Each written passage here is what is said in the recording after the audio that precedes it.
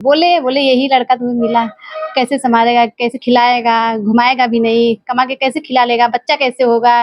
ऐसा दिन आया कि जिस दिन ये सीमा आपकी नजरों से न दिखी हो और आप बेचैन होकर के वही छतें देख। प्रपोज किए थे, आपको जिंदगी सवाल है। कैसे प्रपोज की थी?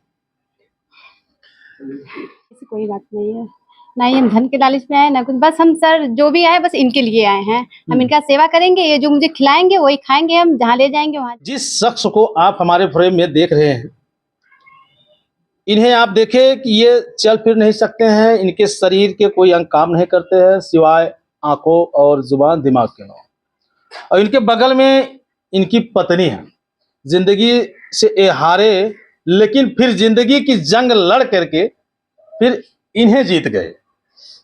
तो फिर जब ये अपने ननिहाल में रहने लगे तो आप इनके करीब कैसे गई? बातचीत करते करते। कैसे नंबर मिला आपको? बस मेरी बहन थी, उन्हीं से मंगाए थे नंबर। अच्छा जी सर। अच्छा, ये बाहर ही लेटे रहते होंगे? नहीं, अंदर भी जाते थे, हम लोग भी अंदर जाते थे, ऐसी बात नहीं है। आना जाना लगा रहता था, तो बस ऐसे ही जरिए नंबर मिल गया। अच्छा, इनको कहाँ से आप देखती थी? हम तो छत पर से देखते थे। छत पर से? जी सर। अच्छा, ये अक्सर लोग छत पर से ही क्यों देखते हैं? छत पर से ज्यादा आकर्षित होता है ना सर, इसलिए। अच्छा, आकर्षण का केंद्र बनता है।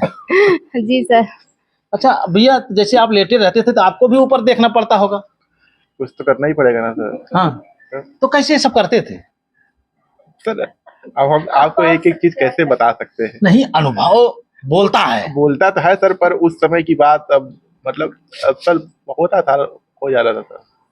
प्रयास करने वाले कभी हार नहीं होती है। अच्छा, ये नहीं ऐसा महसूस होता कि हमको कोई देख रहा है, हमारे नाना वाना न देख ले, हमारे मामा न देख ले, ये सब डर नहीं रहता था? अरे क्यों नहीं रहेगा सर, रहता था।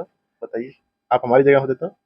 अरे भाई, ये तो हम सोचते क्या करना है, तो वही हम भी सोच रहे थे, हम भी सोचते थे सर। अच्छा, ये आपको विश्वास था कि जिसे मैं देख रहा हूँ, जिसे मैं चाह रहा हूँ, उसे मैं अपनी पत्नी बना लूंगा? पहले तो यकीन नहीं था, ना ही सोच रहे थे सर। अब जब जैसे धीरे धीरे कॉन्फिडेंस आता जाता है ना सर, तब यकीन होता गया, विश्वास बढ़ता गया। आपको देख करके तो लगता है कि जैसे बहुत असहाय थे, लेकिन आपकी बातों में वो जोश है और उस बातों को देख के लगता है तो अगर आसमां भी शुरुआत करना हो तो कर देंगे। बिल्कुल, हार तो नहीं मानना चाहते कहीं पर भी, किसी भी फील्ड में जहां पर भी हमें मौका मिले काम तो करेंगे ना, तुम जान से।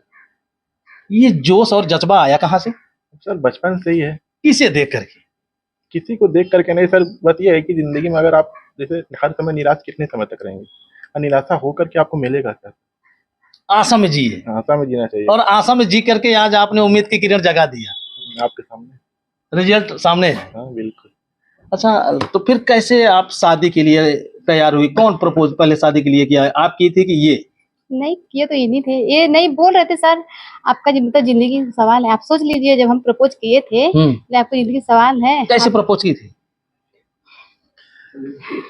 अब कैसे बताएं सर, आपको कर दिए थे। तब दो घरों को आप देख करके प्रपोज की दिए थे? यहाँ तो दो ही 4 लोग हैं। जी सर, वो तो है। उनको हमसे मतलब था सर। हाँ, बस आपसे मतलब था। हाँ। लेकिन मेरा सवाल यह, कैसे आप प्रपोज कर ली? बस सर, जैसे सब लोग करते वैसे मैं भी कर दी। अच्छा, आपको डर नहीं लग रहा था? नहीं, डर तो लग रहा था, लेकिन हम किए, लेकिन हमें ये लगा अभी मेरे मम्मी पापा सब लोग जानेंगे, बोलेंगे इसको यही लड़का मिला, और कोई मिला ही नहीं। लेकिन फिर अपने मन में हम सोचे चलिए अभी हम लोग बातचीत करते हैं, उसके बाद देखा जाएगा क्या होगा आगे। पहले गाड़ी आगे बढ़े, फिर लड़ाई बाद में देखा जाएगा। जी सर। उसके बाद धीरे धीरे मम्मी पापा सब लोग जान गए, बोले बोले यही लड़का तुम्हें मिला, कैसे संभालेगा, कैसे खिलाएगा, घुमाएगा भी नहीं, कमा के कैसे खिला लेगा, बच्चा कैसे होगा। ये सब भी बात हो गई। हम कहे अभी जब हम शादी करेंगे दिनेश करेंगे, अब कहीं नहीं करेंगे, चाहे जो हो चाहे जो। अब रिश्ता भी मेरे लिए बहुत आया था, मैं रिश्ता भी बहुत ठुकरा दी सर। और एक दिन पहले हमारे पापा को बुलाए थे कुछ भैया के लिए भी, तो रात में उसको भी टाल दिए सर। कैसे सेट की थी उसको टालने के लिए? बस पापा से बोल दिए हम शादी नहीं करेंगे, हम जब भी करेंगे 19 के करेंगे। तो पापा बोले अपनी मन की हो गई है, ऐसे हो गई वैसे हो गई, क्या वो लड़का क्या कर सकता है, वो कुछ कर भी नहीं सकता है। हम बोले नहीं, हमारे लिए वही सही है, करे या ना करे हम उन्हीं साथ जाएंगे। अच्छा सीमा, ये बताओ, क्या ये दिमाग में ये नहीं आया कि जो है मैं इनसे शादी करूंगी तो कैसे रहूंगी, इस विषय में नहीं सोच रही थी? नहीं, ये तो ख्याल नहीं आया था सर। लेकिन इसके बाद धीरे धीरे एक बार मेरे मन भी आया था, बोले कैसे खिलाएंगे पिलाएंगे, फिर उसके बाद बाल बच्चे भी अगर नहीं होगा तो मम्मी पापा यही सब सोचेंगे। हमारी बात सही निकला अपनी जगह सर, मुझे लगा सही बात, अगर हम शादी कर लिए तो अगर कुछ भी नहीं हुआ तो गलत हम ही होंगे। यानी अंतरात्मा पीछे की तरफ ढकेलना शुरू कर रही थी। जी सर। हाँ। उसके बाद 1 साल के बाद मेरी बच्ची हो गई, तो उसके बाद मुझे लगा अब तो कोई कुछ बोल नहीं सकता है। मेरे मम्मी पापा बोले चलो अच्छा जिद, अब तो लड़ाई में जीत गई। जी सर, बोले जिद की लेकिन करके भी दिखा दी। अच्छा ये बताओ, क्या देख करके इनकी तरफ आप आकर्षित हुई थी? बस सर मुझे अच्छे लग रहे थे और क्या। अच्छे लग और रहे थे? मेरा नाम भी रखे थे ना, वो नींबू नाम रखे थे सर, ये क्यों नींबू भैया, नाम से बुला रहे थे ऐसा मुझे। क्यों नाम आप रखे थे इनका? अब सर वो होता है ना, अभी तो बाबू सोना आज के जमाने में कह रहे हैं, हाँ। हमारा तो वो चल रहा था। तो आप उस ये वाला नाम उस समय नहीं संबोधन में आए? नहीं सर नहीं। हाँ। देखिए जो मन में इंसान को जो जिसे लगा होता है, तो जब जिसको जो ज्यादा प्रिय होता है ना, कुछ ना कुछ उसका नाम रख ही देता है, समझ रहे हैं हाँ, ना। कैसे बुलाएं? हाँ जैसे अभी आप हमारे प्रिय हैं काफी मित्र, अगर आप अपने मित्र को ही देख लीजिए, कुछ ना कुछ तो अपने मित्र का नाम रखे ही होंगे कोड में, हाँ हाँ। तो वही होता है सर ना। अच्छा कभी ऐसा दिन आया कि जिस दिन ये सीमा आपकी नजरों से न दिखी हो और आप बेचैन होकर के वही छतें देख रहे हो? सर एक्चुअली क्या है कि हर वक्त छत नहीं देखना होता है, हाँ। क्योंकि जो मम्मी के ननिहाल पे था, जब हम लोग जाते, जब मम्मी के ननिहाल में हम जाते थे तभी ये होता था। हाँ। और हमारा जो एक्चुअल ननिहाल है सर, वो इनके घर से लगभग 8-9 किलोमीटर दूर था, तो हमेशा वहाँ नहीं जाते थे ना। तो जब जाते थे कभी कभी तब होता था, पर ये आती थी मेरे नानी के घर पे भी। वहां पे पहुंच जाती थी? हाँ एक्चुअली क्या है, हम यहाँ नहीं रहते थे, ये मेरा घर है, पर हम ज्यादातर अपने नानी के घर पर ही पले हैं 20 साल तक। पूरी पढ़ाई इसी जगह हुई। पढ़ाई और फिर कामयाबी दोनों चीजें आपको वहीं से मिली हैं? यहाँ से तो सर अभी आप जान रहे हैं ना, पर ज्यादा काम मेरा वहीं जौनपुर से ही हुआ है। अच्छा ये बताइए, किसी दिन ऐसा हुआ 1 साल के दरमियान, जैसे 1 साल के बाद आपकी शादी इनसे बातचीत हुई, तो उन प्रेम करने के दौरान कभी ऐसा दिन आया कि आप दोनों से विवाद हुआ हो? सर हुआ तो था। झगड़ा हुआ था? जी सर वो हुआ तो था सर झगड़ा। सब पति पत्नी में थोड़ा बहुत तो, सर शादी हो जाने के बाद आपका नहीं होता। नहीं नहीं, शादी की बात मैं नहीं कर रहा नहीं, हूँ। शादी के बाद ही हुआ सर, उसके पहले कुछ नहीं। हम लोग लड़ाई झगड़ा नॉर्मल जो होता रहता है, गुस्सा लड़ाई मनाना, वो ऐसा टाइप का सर। अच्छा ये बताइए, जैसे मान लीजिए जब आप दोनों का प्रेम परवान चढ़ रहा था, शादी की बातें धीरे धीरे आगे की तरफ बढ़ रही थी, तो उस दरमियान इनसे लड़ाई झगड़े या सब मनौवल वगैरह होता था कि नहीं? होता था, मतलब थोड़ा कम होता था सर। तो कौन कौन नाराज होता था, कौन मनाता था? ज्यादातर करके सर हम ही नाराज होते थे। भाव तो आप ही खा रही थी। फिर ये फोन करते थे, हम हाँ। बोले मुझे नहीं बात करना है आपसे। हाँ। जब मैं फोन करती हूँ फोन भी नहीं उठाते हैं। इसके बाद सर ऐसे ऐसे थोड़ा बहुत झगड़ा हो जाता है, फिर उसके बाद सही हो जाता था सर। तो भैया जब फोन आना जाना बंद हो जाता था तो मामला कैसा लगता था?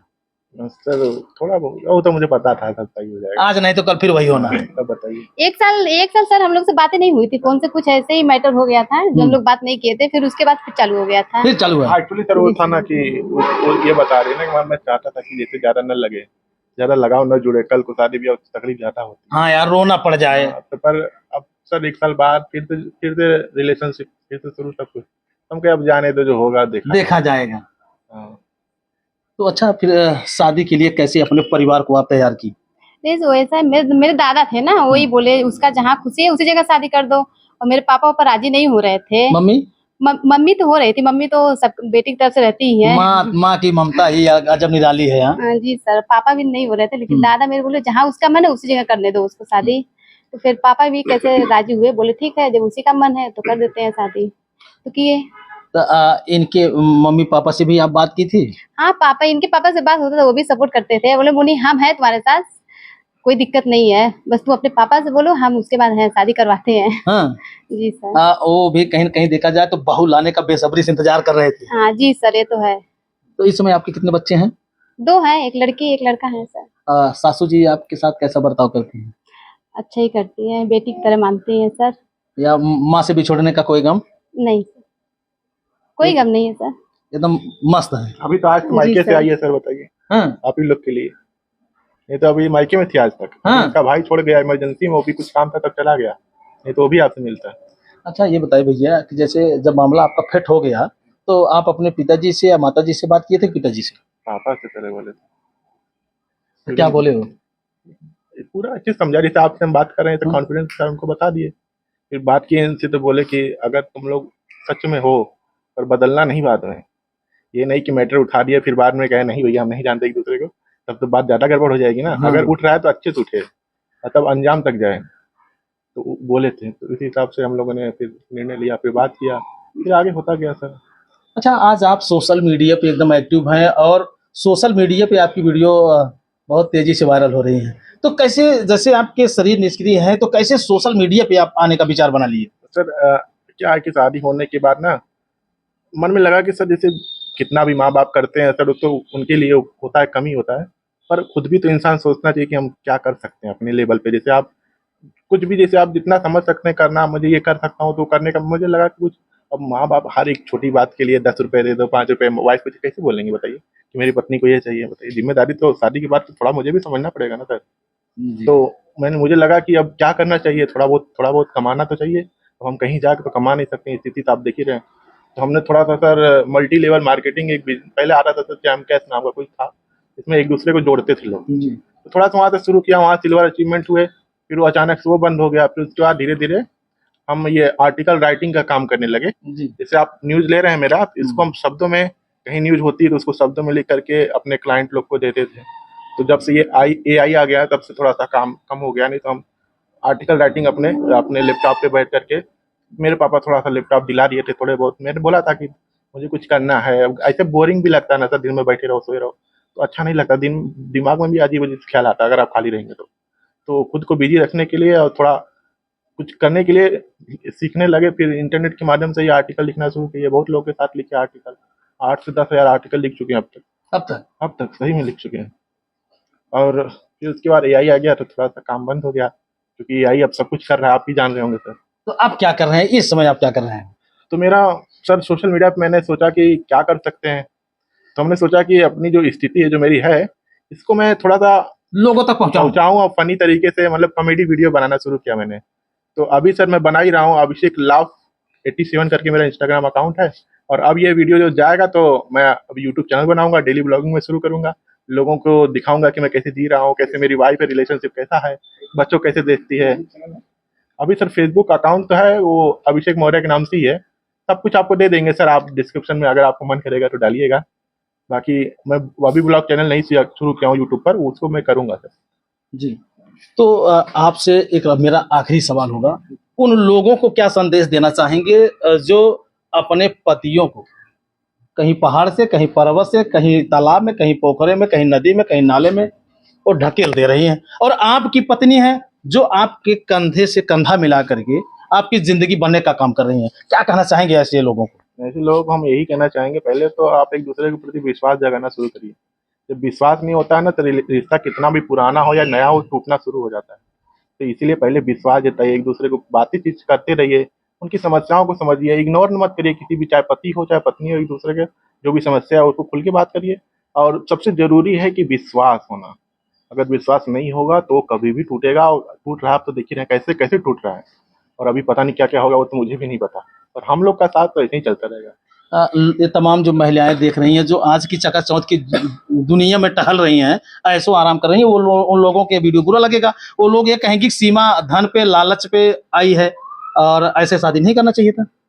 नहीं सर, ऐसी कोई बात नहीं है, ना ही हम धन के लालच में आए ना कुछ, बस हम सर जो भी आए बस इनके लिए आए हैं। हम इनका सेवा करेंगे, ये जो मुझे खिलाएंगे वही खाएंगे, हम जहाँ ले जाएंगे वहाँ जाएंगे, बस इनका सेवा ही मेरा करना है। पूरी तरह संतुष्ट हैं? जी सर। कोई शिकायत नहीं सर, शिकायत तो कोई नहीं है। बस आप लोग का प्यार मुझे अब यहाँ से मिलना शुरू हो जाना चाहिए, ताकि मैं भी थोड़ा सा, आप अभी मैं कम लोग जानते हैं मुझे और लोग जाने। इससे क्या होगा, क्या पता मेरे से कोई प्रेरणा ले सके सर। आज जो रिश्ते टूट रहे हैं, क्या पता एक रिश्ते को जोड़ने का या फिर न टूटने का कारण मैं बन सकता हूँ जी। तो इस वजह से थोड़ा लोग सपोर्ट करेंगे। अभी तो मैं फनी वीडियो बना रहा हूँ, वहाँ देखिए, फिर डेली मैं ब्लॉग में डालूंगा कि अपने वाइफ के साथ क्या होता है, मम्मी पापा के साथ क्या होता है, घर में क्या डेली हम लोग कर रहे हैं, वो भी शेयर करेंगे, सब चीज़ शेयर करेंगे। तो दोस्तों, ये जीवन है, जीवन को अगर अपने तरीके से जिएंगे तो वास्तव में जिंदगी में चार चांद लग जाएंगे।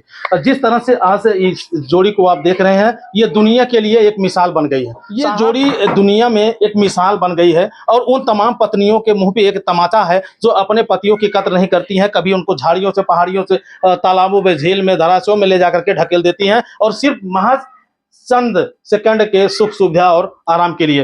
मैं अपनी तरफ से और अपने चैनल की तरफ से, अपने तमाम भाइयों की तरफ से मैं दिल से आपका हार्दिक आभार करता हूं। मैं आपको सैल्यूट भी करता हूं कि शायद है अगर आप जैसी नारी इस देश में, इस दुनिया में, इस जैसे घर में अगर आएंगी तो वह घर जन्नत बन जाएगा साहब, जन्नत बन जाएगा, जन्नत बन जाएगा। और ऐसे परिवार में सिर्फ खुशहाली के सिवा दुख कभी नहीं आएगा। तो मैं आप लोगों को दिल से हार्दिक बधाई भी देता हूं कि बस इसी तरह से आप तरक्की करते रहिए। और जब हम लोगों को बुलाएंगे तो हमारी टीम आपके दरवाजे पे। हम तो ये कहना चाहेंगे कि भैया के चैनल एकदम सब्सक्राइब, बड़ा बड़ा घंटा जो है ना उसको दबा दीजिए। बहुत अच्छी अच्छी वीडियो डालते हैं, इनको देखे तभी तो हम इनसे संपर्क किए।